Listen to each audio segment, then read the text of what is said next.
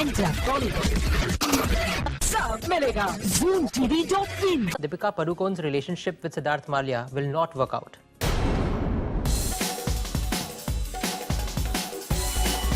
Deepika Padukone seems untouchable, यानी कि उन्हें तो बैड लक टच ही नहीं कर पा रहा है. Touch wood for that. अभी तक तो ऐसा ही लग रहा था that this bombshell is one lucky girl who has it all. Big directors, mega films and the top heroes. यही नहीं. Wow!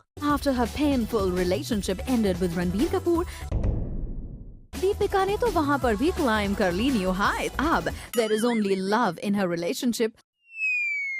Minus the fights.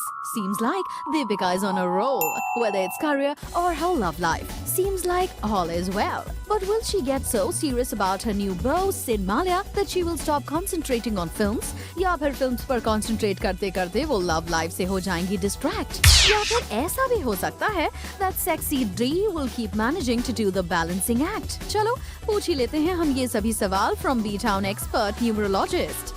Bhavik, like I said, Deepika is probably the hottest bomb around right now. She's doing really well for herself. चाहे हो उनके heroes, चाहे उनके directors, चाहे films, चाहे hits, everything seems to be going fine for her with her career. You know, it's like she's absolutely lucky and talented, and she's got everything going for her. I agree with you completely on that count, Simi. उनकी आने वाली film है जो break के बाद, which is going to do quite well, I feel.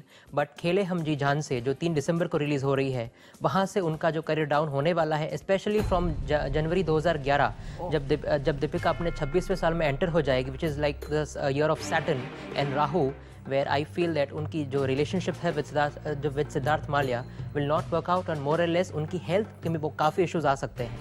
मुझे ये बहुत डिफिकल्ट लग रहा है ये मानना कि Siddharth and Deepika can have problems because I think I have seen them I have known Siddharth for a while and from whatever I know of them together as a couple they just seem to be so perfect for each other. तो आप इतने confidence से ये क्यों कह रहे हैं कि how I wish Simi that you are right and I am wrong but in that case Siddharth की जो डेट ऑफ बर्थ है which is 7th of May 1984 which makes him a number 7 person और number 7 और Deepika who's a number 5 5th of Jan 1986 के हिसाब से there is simply no chemistry. हालांकि you are witness that कि आपने इतनी उनकी chemistry देखी है but after a point of time it can be a case of lost love और मुझे लगता है कि they might not be even friends for that matter.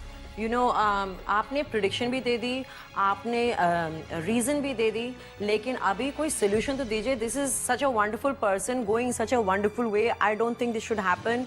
कहीं कोई उपाय है जहां दीपिका अपने आप को ये सब बुरी चीज़ों से बचा सके?